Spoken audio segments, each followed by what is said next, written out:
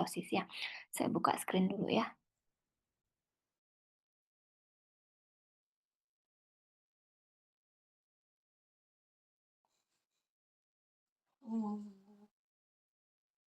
Sudah terlihat Yoga? Sudah dokter, sudah terlihat. Oke, sip. Yoga seperti biasa tolong dibantu untuk membuat checklist kehadiran teman-temannya ya. Siap dokter. Oke, sip. Jadi kuliahnya sebenarnya hari ini tidak terlalu lama, jadi hanya khusus untuk membahas tentang urutan investigasi diagnosis banding atau diagnosis sementara ya, biasanya disebut juga penyakit kulit gitu atau dermatosis ya.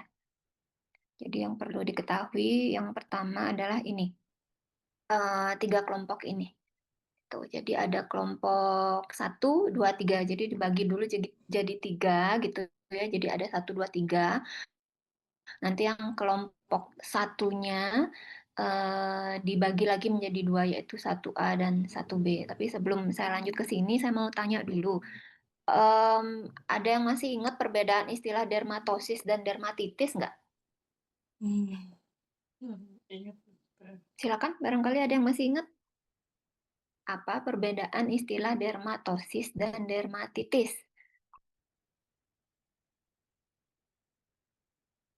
Ada yang masih ingat?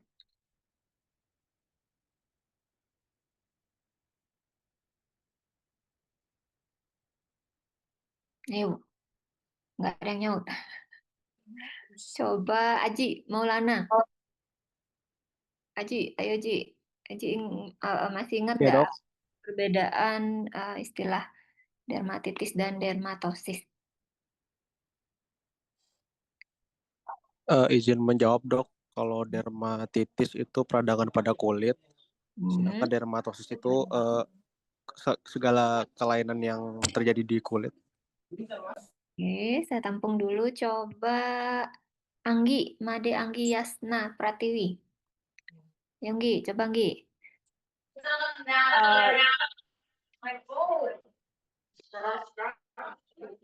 Izin menjawab dok. Hmm.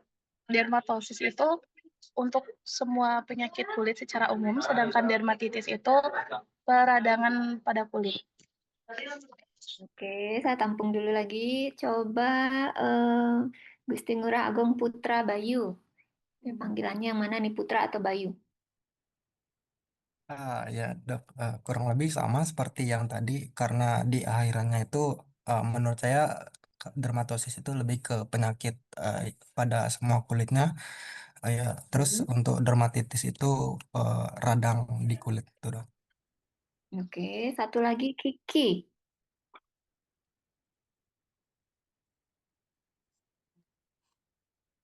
Halo Kiki. Halo dok. Ya, halo Kiki. Kalau menurut Kiki gimana? Sama sih dok kayak tadi, kalau dermatitis kan untuk peradangan kulit, sedangkan dermatosis untuk sila umum untuk semua penyakit kulit, tapi bukan bukan inflamasinya. Bukan informasinya, oke. Nah, coba saya tanya lagi, seandainya nih, saya melakukan pemeriksaan lab. Klinis yang saya temukan adalah adanya eritema, adanya papula, adanya alopecia, adanya scale. Kemudian saya melakukan pemeriksaan lab penunjang, saya ketemu Sarcoptes KBI, Farkanis. Nah, yang kalian akan gunakan nanti dermatitis atau dermatosis atau ada yang lain lagi? Boleh memberikan pendapatnya. Klinis yang saya temukan eritema, papula, scale, apa tadi saya bilang lupa tadi gatal ya, lupa saya tadi. Ada 4 lah anggap itu ketemu. Kemudian saya melakukan pemeriksaan penunjang ketemu Sarcoptes KBI Farkanis. Nah, kalian akan menggunakan istilah dermatosis, dermatitis, atau yang lain lagi. Ada yang lain lagi? Silakan. Atau saya tunjuk aja ya. Dwi, Dwi Wiratningsih. Halo Dwi.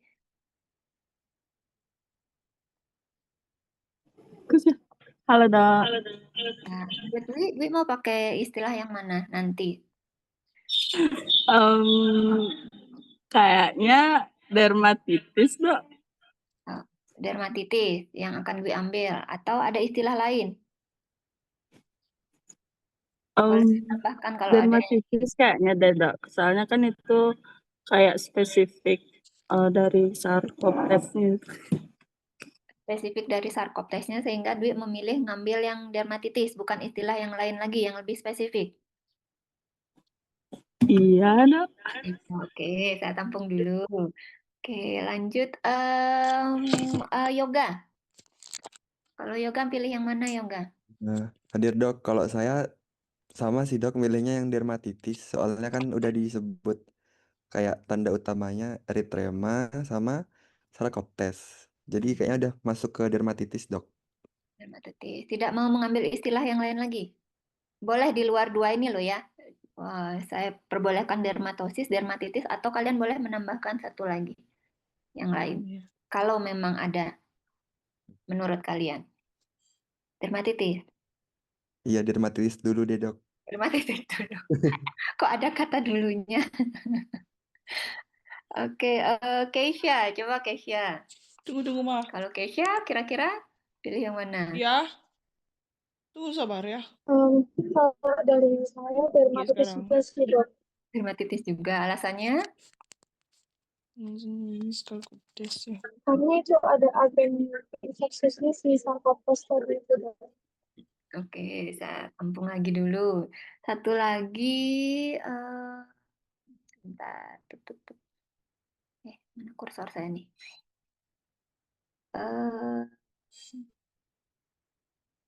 Pandey Yogi. Iya dokter. Kalau Pandey mau pilih yang mana?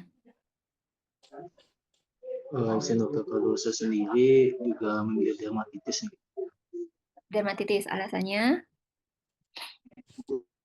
Karena alasannya dari gejala yang muncul, kemudian karena spesifik itu jadinya saya memilih dermatitis. Oke, dari keempat jawaban yang saya terima, kenapa tidak ada yang memilih untuk mendiagnosis skabies atau skabiosis? Ayo. Tadi saya sudah menawarkan kalian boleh menambahkan satu diagnosis lagi kalau kalian tahu atau menurut kalian benar. Karena alasannya sebenarnya tadi kalian sudah benar, sudah ketemu dok agennya yang spesifik sarkoptes KB itu ya. Berarti kalian kalau sudah ketemu agennya yang spesifik, berarti kalian boleh ambil tuh diagnosis yang lebih spesifik lagi di bawahnya dermatitis dan dermatosis itu gitu.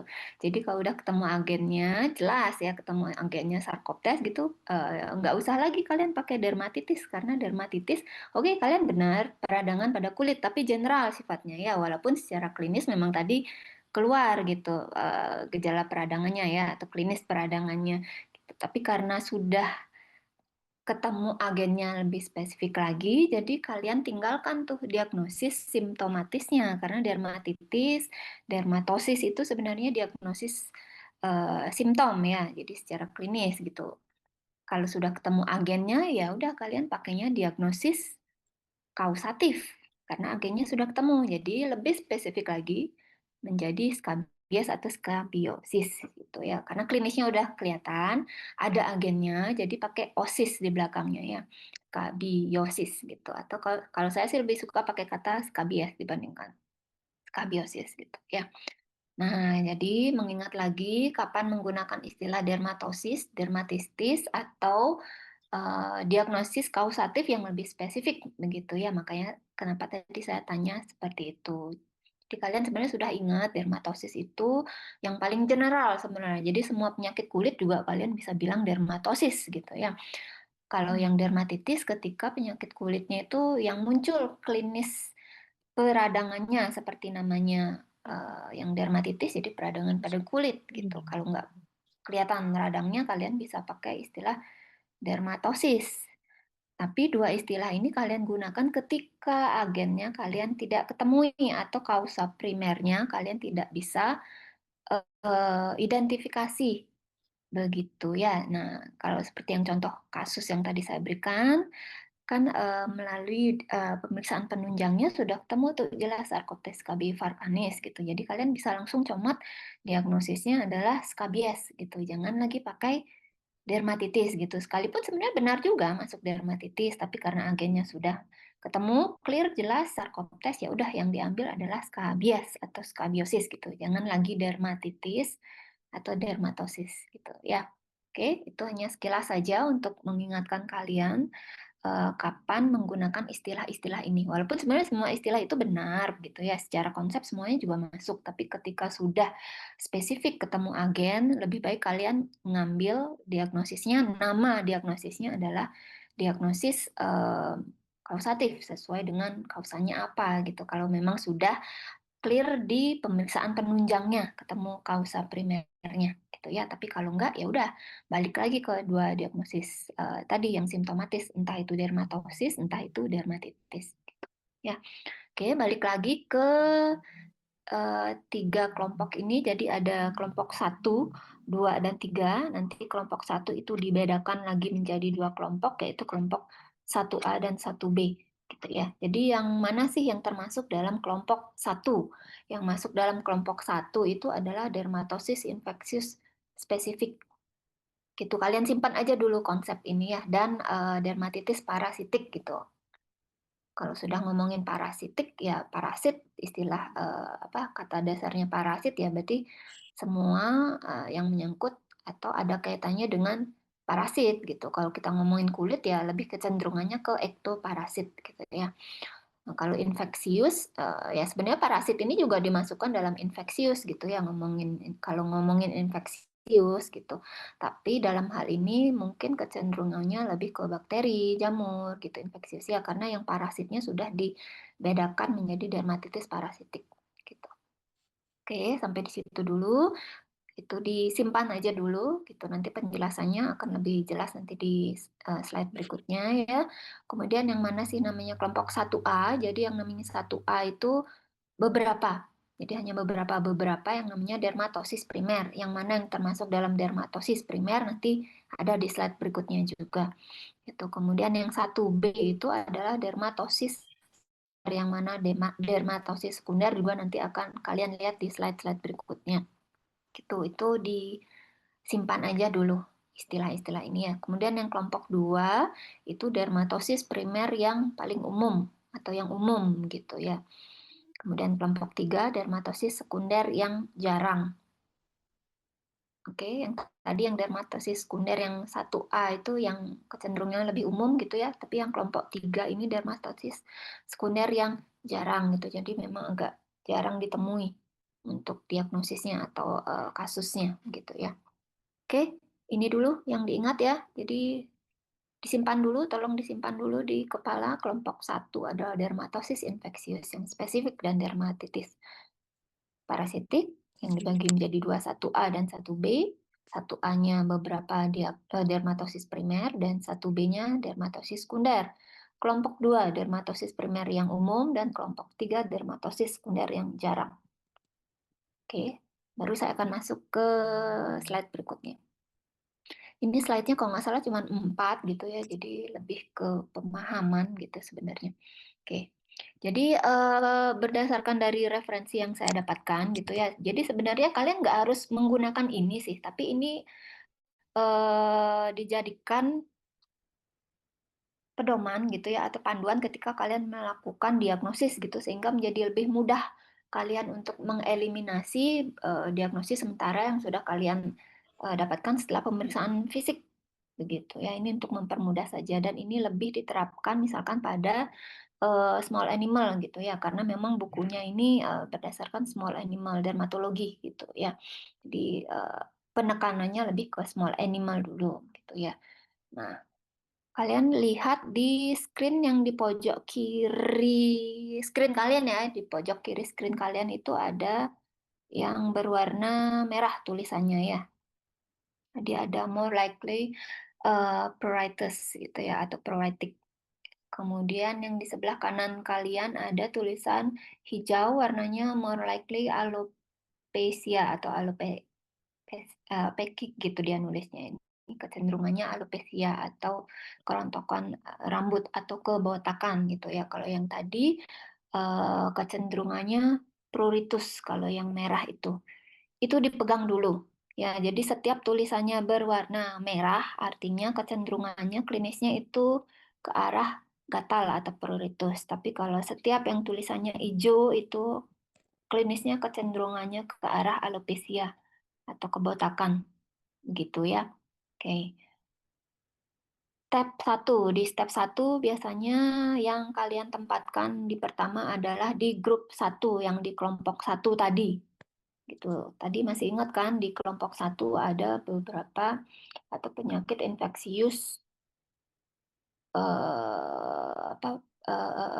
spesifik dan dermatosis yang parasitik. Oke. Kalau dia kecenderungannya pruritus, lihat di kiri kalian nih. Jadi sudah dituliskan di sini. Kalau dia kecenderungannya pruritus, masukkan dia ke kategori kalau yang grup 1A, kalau yang kelompok 1A, listnya adalah ini. Jadi ada Sarcoptes, Scabies ya. Kemudian ada juga investasi ektoparasit yang lain, ada impetigo, ada intertrigo, ada folliculitis. Impetigo ini biasanya disebabkan oleh bakteri, intertrigo juga sama oleh bakteri, keduanya sama-sama oleh bakteri ya.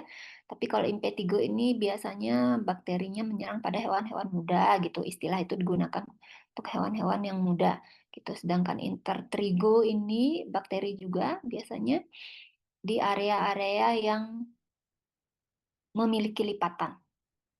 Jadi diistilahkan dengan intertrigo. Kalau folikulitis ya seperti dengan namanya gitu ya, peradangan pada folikelnya, folikel rambutnya gitu. Nah, kalau dia kecenderungannya pruritus, kalian masukkan kemungkinannya adalah ke kelompok 1A. Yang ini kemungkinannya. Nanti kan tergantung kalian ketemunya agennya apa kan gitu. Ada pemeriksaan penunjang di situ kan. Jadi ini pilihannya ya. Kalau untuk hewan-hewan berumur muda. Jadi patokannya berumur muda kalau secara umum itu ya 1-2 tahun dikatakan muda gitu. Nanti tergantung lagi dengan breed atau jenisnya, breed atau rasnya gitu ya. Kadang-kadang akan berbeda breed yang satu dengan breed yang lainnya untuk menyatakan dia kategorinya muda. Jadi range-nya cukup lebar gitu 1-2 tahun gitu.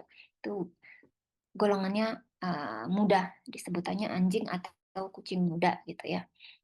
Nah, kalau dia kecenderungannya adalah alopecia, klinisnya, kalau dimasukkan dalam kelompok 1, kategori kelompok 1, pilihannya adalah ini.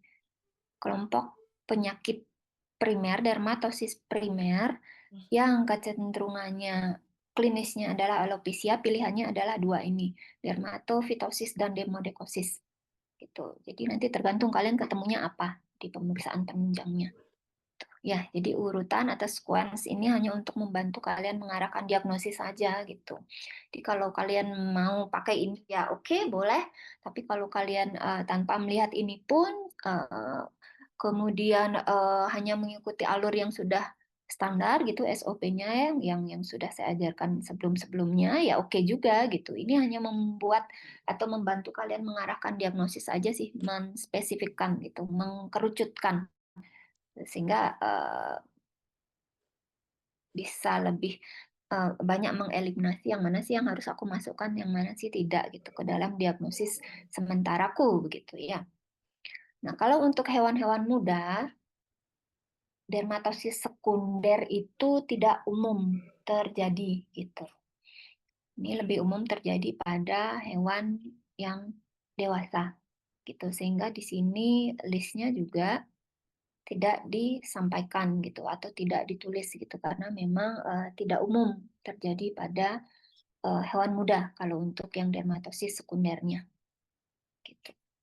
Ya, kecenderungannya pasti kalau yang umur-umur muda pasti langsung diarahkan ke kelompok 1A gitu. Baik itu yang kecenderungannya klinisnya bersifat pruritus ataukah lebih ke alopecia gitu. Di sini kan sudah dibedakan ya, kalau yang kecenderungannya lebih ke pruritus pilihannya adalah ini.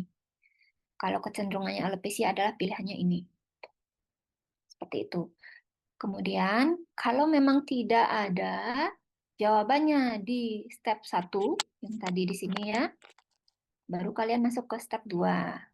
Gitu. Atau misalkan ada, misalkan ini, tapi ini sangat jarang gitu ya, atau terdiagnosis gitu di kelompok 1B setelah pemberian treatment gitu. Jadi ada terdiagnosis di kelompok 1B, kemudian di treatment tapi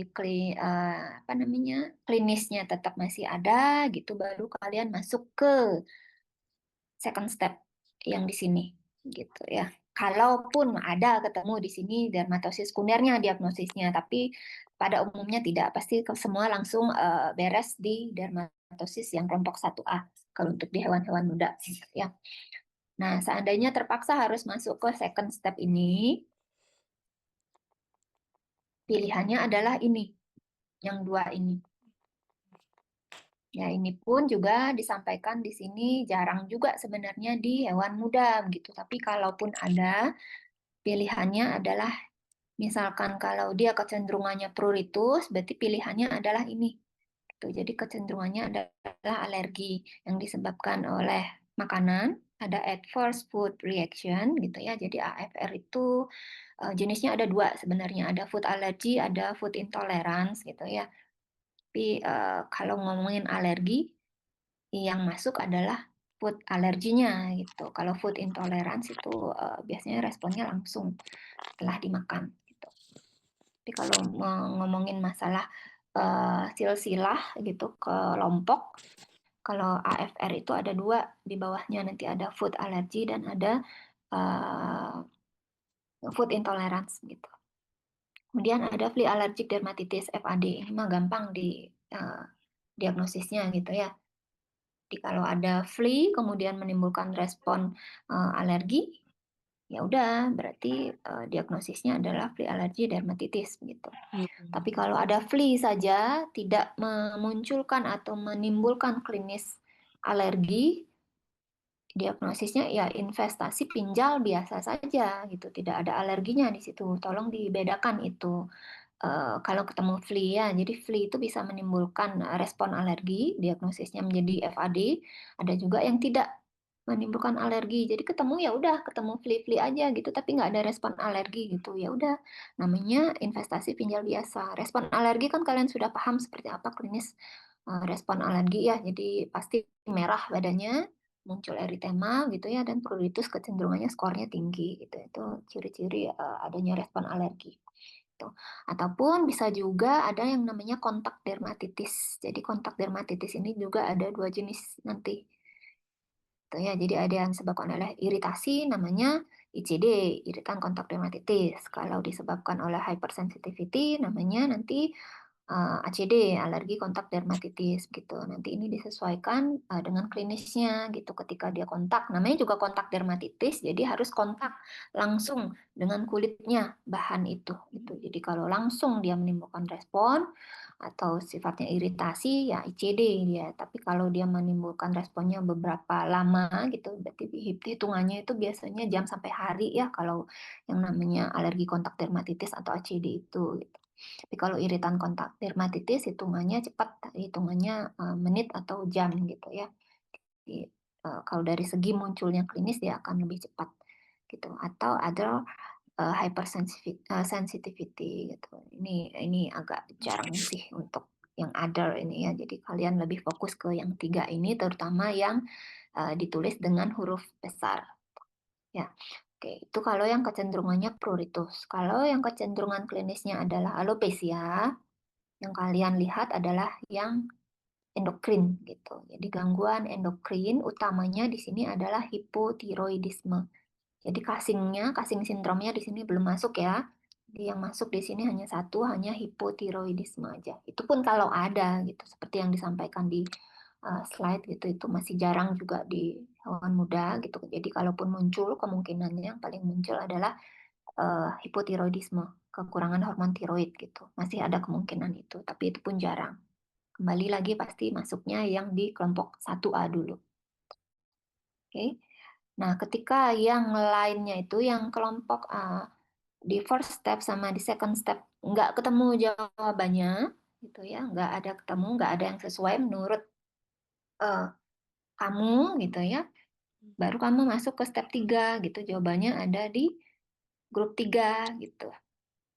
Ini yang disebut dengan dermatosis primer yang jarang, gitu. Yang mana aja sih yang dermatosis primer yang jarang itu? Nah, itu sudah disebutkan di sana, dituliskan di sana, gitu. Jadi memang ini jarang, gitu. Termasuk saya pun juga jarang ketemu diagnosis-diagnosis ini, gitu. Biasanya beresnya itu di step 1 dan di step 2 biasanya sudah beres ya. Jarang yang sampai ke step 3. Tapi tetap dikasih tahu di sini. Jadi biar kalian juga tahu urutan diagnosis dermatosis itu seperti ini. Kalau pada hewan yang muda gitu.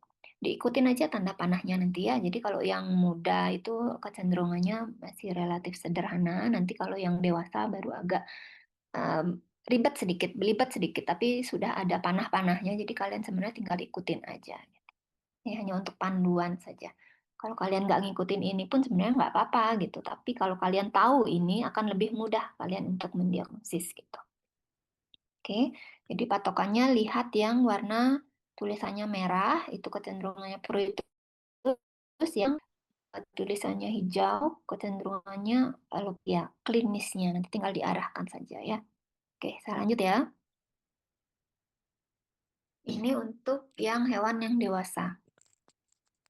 Oke, kita lihat lagi yang tulisannya merah. Kalau kecenderungannya dia pruritus, ya, jadi beberapa pilihannya yang masuk ke dalam kelompok 1A adalah ini. Yang kalau 1A loh ya. Kalau dia kelompok 1A, dermatosis primer yang beberapa itu dengan kecenderungan klinis pruritus. Pilihannya adalah hanya 4. Kalau tadi lebih dari 4 ya. Kalau tadi masih ada impetigo. Kalau sekarang impetigonya sudah hilang. Seperti yang saya bilang tadi, impetigo istilahnya, walaupun sama-sama bakteri, jadi hanya digunakan istilah itu pada hewan muda. Ketika munculnya pada hewan yang sudah dewasa, istilahnya menjadi berubah di sini. Ada bacterial overgrowth, ada hotspot, ada pioderma gitu ya. Jadi pioderma itu juga sebenarnya ada beberapa ya, ada yang namanya superficial pioderma, ada yang surface pioderma, ada yang dipioderma gitu ya. Jadi namanya berubah ketika dia sudah dewasa gitu. Jadi kalau pada umur-umur muda, spesifiknya kita bilang cuma satu, ya udah impetigo gitu. Oke, jadi kalau dia masuk ke dalam kelompok 1A, di mana kelompok 1A itu ada dermatosis primer yang hanya beberapa ya. Jadi kalau kecenderungannya pruritus pilihannya hanya ini, 4 ini. Oke. Rabies atau investasi ektoparasit yang lain, intertrigo dan idiopatik folikulitis. Idiopatik ada yang paham maksudnya idiopatik? Mungkin pernah dengar istilah ini? Grace mungkin pernah dengar Grace?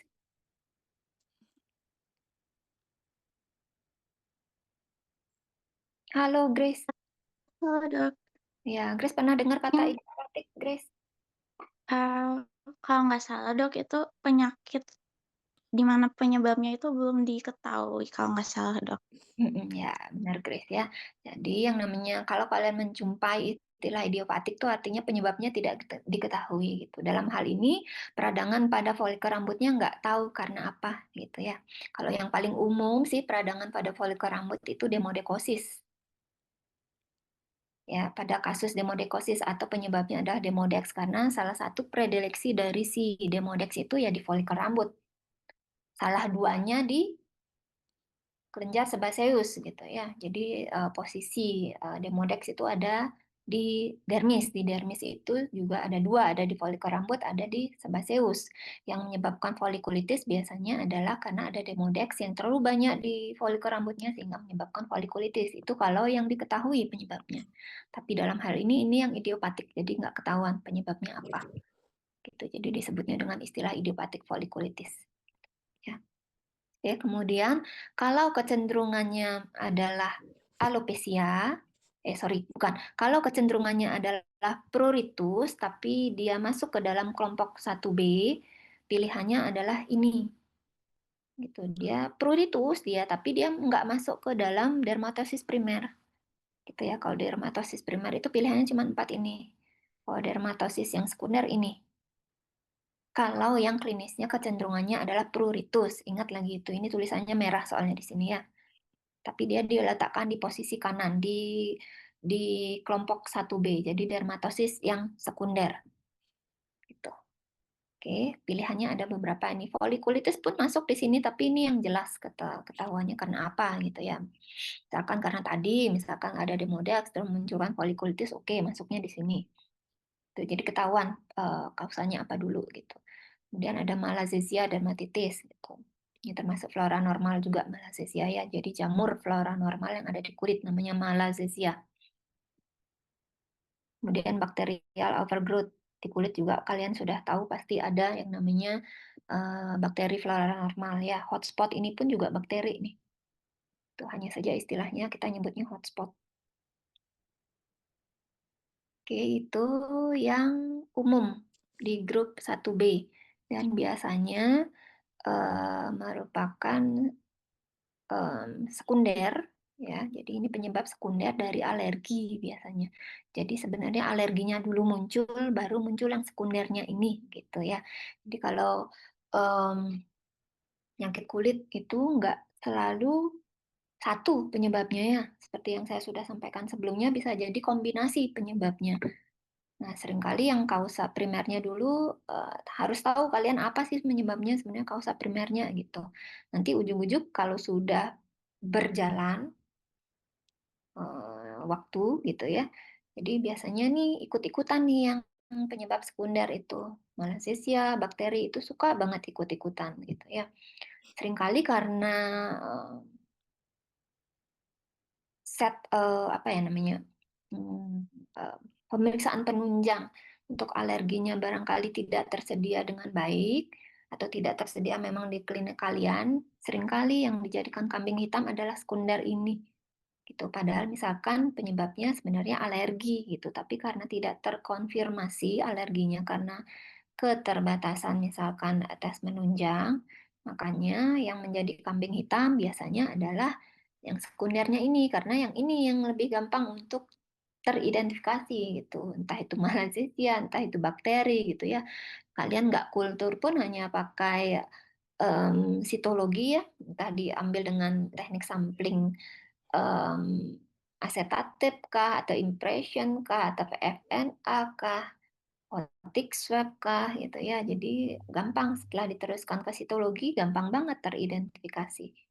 Hanya dalam waktu setengah jam. Kalau kultur kan masih butuh waktu lagi, gitu ya. Gitu. Teridentifikasi dia, padahal sebenarnya dia bukan penyebab atau kausa primernya.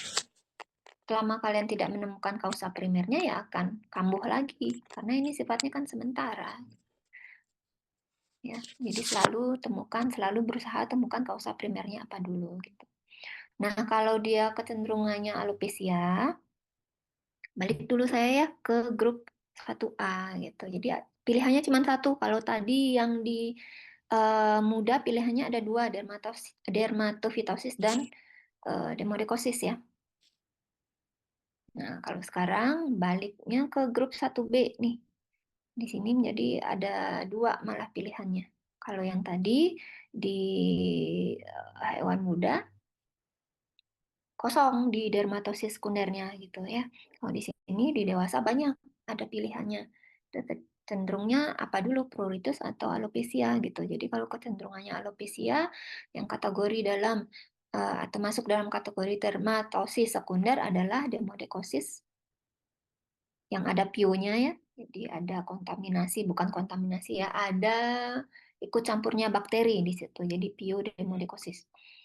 Kemudian ada juga di pioderma. Kalau udah ngomongin dip, ya ngomonginnya berarti dermis nih, sudah sampai di dermis nih gitu ya. Jadi di pioderma posisi infeksinya sudah sampai di dermis. Kalau yang surface sama superficial itu masih di atas di epidermis ya. Itu yang mana surface, yang mana superficial, nanti kalian baca lagi karena itu sangat beda tipis antara surface dan superficial gitu ya. Nah, pilihannya di situ. Oke. Nah, kalau tidak ada diagnosis satupun yang kalian temukan di step 1, baik itu di grup 1A ataupun di kelompok 1B, baru kalian masuk ke grup 2 atau di step 2 gitu ya. Sama seperti yang tadi gitu, ketika tidak ada satu diagnosis pun yang ketemu di step 1 atau ada terdiagnosis sebagai dermatosis sekunder atau di grup 1B gitu. Kemudian di treatment sukses treatmentnya ya sembuh, tapi dia muncul lagi gitu. Jadi kalian harus masuk ke second step ini gitu. Kecuali kalau sembuh ya, sembuh terus nggak muncul lagi klinisnya ya stop di step 1, artinya diagnosisnya sudah benar sampai di sana. Tapi kalau dia muncul lagi, berulang kambuhan gitu, baru kalian harus masuk ke step 2 ini. Jadi diagnosismu tidak stop di situ. Artinya kamu mendiagnosis seperti yang tadi saya bilang itu sekundernya, kambing hitamnya, gitu bukan kausa primernya. Oke, baru masuk ke step 2 di sini ya. Nah, ketika kecenderungannya adalah pruritus, seperti yang tadi saya bilang, ya merah, lihat dulu yang merah-merahnya gitu. Kalau pruritus, kalau dia ada pruritus atau setelah treatment dari dermatosis sekunder itu pruritusnya masih tetap ada, maka yang bisa diambil perkiraan diagnosisnya adalah alergi gitu. Alerginya tadi pilihannya lebih banyak nih, nambah 1 nih ya. Kalau yang tadi ada 2 plus dengan kontak dermatitis tentunya ya. Kalau di sini nambah lagi. Kalau tadi di depan di hewan muda itu ada 4 aja, ada FAD, ada AFR dan ada kontak dermatitis plus ada hypersensitivity. Kalau di sini ada 5 gitu. Yang 2 itu ditulis kecil gitu ya, karena utamanya yang 3 ini. Jadi ada FAD, ada AFR sama ada CAD, ada canine atopic dermatitis tambahannya. Itu kalau pruritus. Ada pruritus ataupun pruritusnya tetap ada atau muncul setelah di treatment atau di terapi yang dermatosis sekundernya yang tadi. Oke, itu kalau yang kecenderungannya pruritus. Tapi kalau yang kecenderungannya alopecia, kalian lihat tuh di sisi kanan gitu, tulisannya sudah hijau. Kalau tidak ada pruritus atau hilang ya setelah atau pruritusnya hilang setelah dikasih treatment yang dermatosis sekunder itu, ikutin panahnya, hati-hati. Hati-hati terhadap penggunaan kortikosteroid sebelumnya. Dilihat dulu gitu, sempat pakai steroid atau enggak. Gitu. Balik lagi ke anamnesis, tanya ownernya, dokter sebelumnya pernah meresepkan obat anti radang tidak? Gitu. Atau malah si ownernya sendiri yang kadang-kadang suka juga, si owner kan karena suka baca atau ngelihat di YouTube gitu, kadang-kadang suka juga ngasih obat-obat sendiri gitu tanpa tahu ini obatnya untuk apa sebenarnya gitu dan side effect-nya nanti apa gitu. Mereka kan nggak belajar detail tentang dunia perobatan itu seperti kalian gitu. Kalian kan punya atau dapat basic farmakologi sehingga kalian tahu obat itu punya side effect jangka panjang atau tidak gitu. Utamanya nih kortikosteroid ya, jadi side effect-nya nggak akan langsung terlihat saat obat itu digunakan, tidak. Tapi nanti saat umurnya sudah makin banyak gitu. Makanya ada statement hati-hati atau bijaksanalah menggunakan kortikosteroid. Memang obat dewa bisa menghilangkan semua penyakit dibilangnya. Ya karena memang dia memang obat simptomatis terapi gitu. Jadi penyakit apapun akan berkurang simptomnya karena menggunakan steroid gitu. Tapi yang nggak beres gitu. Kenapa? Karena kausa primernya sendiri tidak ditangani. Ya seakan-akan dia yang mengobati itu gitu. Padahal tidak. Ingat itu hanya simptomatis terapi. Gunakan secara bijak karena side effect-nya tidak terlihat dalam waktu dekat, tapi dalam jangka waktu panjang ke depannya. Gitu. Nah, ketika sebelumnya atau saat ini menggunakan kortikosteroid, diikuti tuh ada sisi kiri, ada sisi kanan yang sudah dibedakan dengan warna panahnya, tuh ya. Di sisi kiri dulu, kalau sebelumnya atau sekarang saat ini masih menggunakan kortikosteroid, kalian harus berpikir ada kemungkinan ICS atau iatrogenic Cushing syndrome. Jadi Cushing syndrome yang disebabkan karena penggunaan steroid. Gitu. Kemungkinannya ada itu gitu. Nah, solusinya tunggu dulu gitu ya. Jadi dikasih jeda dulu gitu ya. Kalau nggak ada sesuatu yang urgent gitu, jadi sebaiknya ditunggu dulu nih. Gitu. Setelah penggunaan steroid itu sekitar 3 sampai 6 minggu gitu. Kalau dikasih obat steroidnya dikasihnya secara oral gitu ya. Jadi kalian butuh nunggu dulu untuk jeda itu 3 sampai 6 minggu. Tapi kalau dikasihnya via injeksi, kalian harus nunggu 6 sampai 12 minggu gitu untuk melihat respon atau step kalian berikutnya, langkah berikutnya gitu ya. Nah, setelah waktu-waktu yang tadi, jeda-jeda yang tadi, kalau masih juga terlihat tampilan pruritusnya, maka diagnosis yang bisa kalian ambil adalah yang 5 tadi. Balik lagi ke yang tadi ya.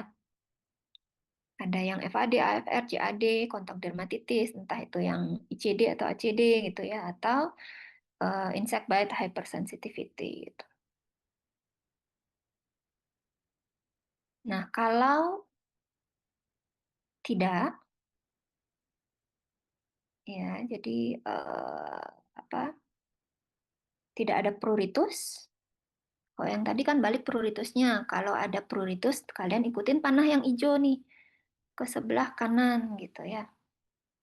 Jadi arahnya adalah ke endokrin gitu. Jadi ada ICS tadi, ada spontaneous Cushing syndrome juga, ada hipotiroidisme. Tuh. Nah, kalau yang 2 di bawahnya ini saya jujur saya nggak tahu ya. Euthyroid syndrome itu saya nggak pernah dengar sih ya. Atau endokrin yang lain juga sangat jarang gitu, sehingga saya tidak terlalu memperhatikan itu gitu. Jadi yang saya fokuskan biasanya kalau penyakit endokrin itu hanya Cushing dan hipotiroid. Kalau Cushing itu nanti penyebabnya ada beberapa, ada 3 gitu ya. Nanti kalian akan belajar itu lebih dalam, silakan dibaca lagi di penyakit-penyakit internal tentunya ya. Jadi ada yang namanya salah satunya adalah iatrogenic Cushing syndrome karena penggunaan obat-obatan steroid gitu. Karena Cushing syndrome itu penyebabnya bukan hanya penggunaan obat-obatan steroid gitu ya. Jadi karena produksi kortisolnya yang berlebihan di dalam tubuh itu penyebabnya bisa banyak gitu. Utamanya sih penyebabnya karena ada tumor gitu. Makanya salah satu diagnosis penunjangnya adalah dengan melakukan radiologi gitu. Oke. Nah, itu ya kalau tadi yang jedanya itu dilakukan itu yang kalian ikuti aja tuh panahnya. Kalau prioritasnya masih berarti ke sebelah kiri, kalau tidak ada prioritas ke sebelah kanan. Nah, saya balik lagi ke atas kalau sekarang kecenderungannya adalah alopecia. Itu. Tadi kan sudah ke kiri kita ya kalau ada penggunaan steroid sebelumnya atau saat ini masih menggunakan steroid. Tapi kalau sebelumnya tidak ada menggunakan steroid atau memang nggak tahu si ownernya gitu ya, jadi kalian yang digunakan adalah yang langsung ke jalur kanan itu. Rute panahnya langsung ke endocrine disorder gitu. Jadi gangguan pada endokrin. Gitu. Oke.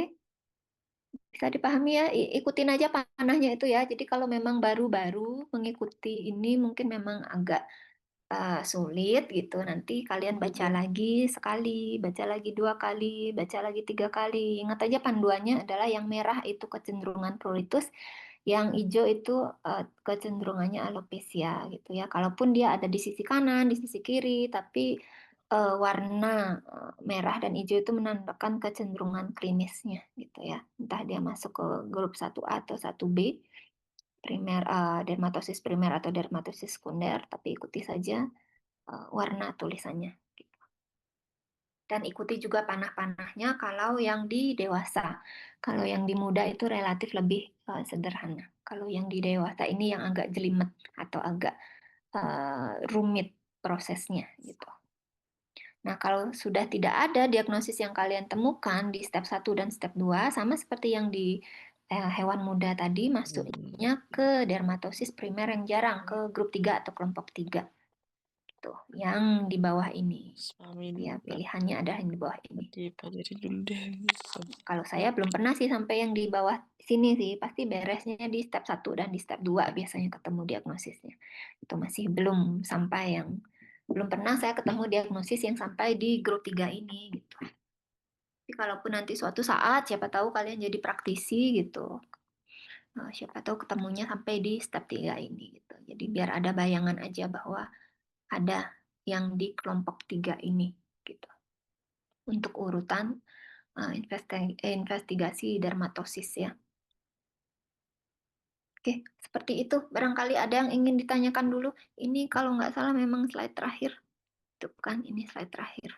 Jadi hanya menjelaskan 2 bagan itu aja.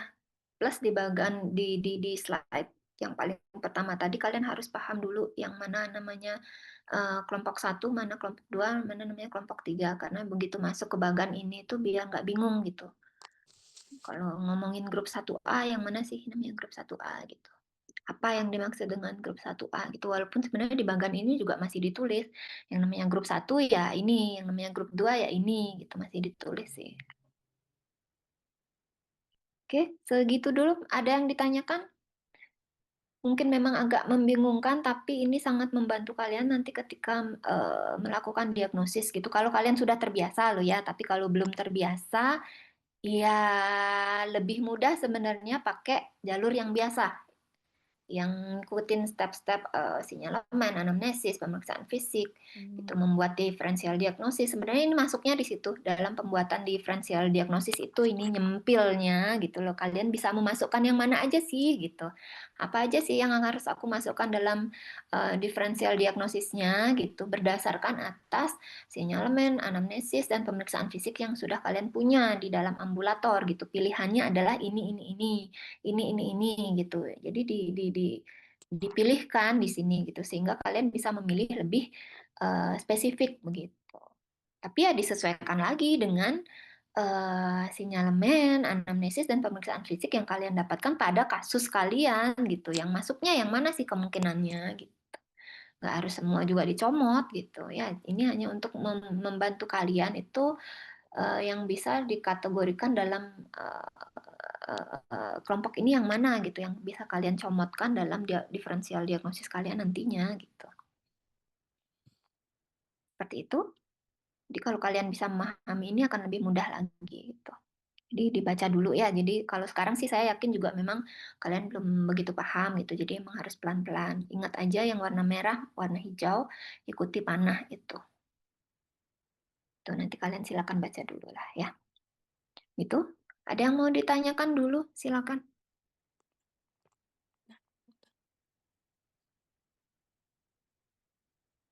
Ada? Bingung ya? Bingung dengan bagan yang tadi? Yoga, bingung? Sedikit dok. Sedikit, oke. Nanti dibaca-baca lagi sama Iya. dok. Oke, sip. Kalau memang sekali baca, memang bagannya ini memang, apaan nih gitu. Apalagi yang bagan yang kedua ini. Gitu. Oke, saya bilang nanti dibaca lagi. Jangan bacanya sekali ya. Sekali ya tetap aja juga masih ya segitu-segitu aja. Nanti baca lagi yang kedua kalinya, baca ketiga kalinya. Makin sering kalian memahami, makin sering dibaca bagan ini akan semakin paham. Gitu akan sangat membantu kalian nanti saat melakukan diagnosis atau mengisi ambulator itu gitu. Mungkin itu dulu ya. Ada yang mau ditanyakan dulu yang lain?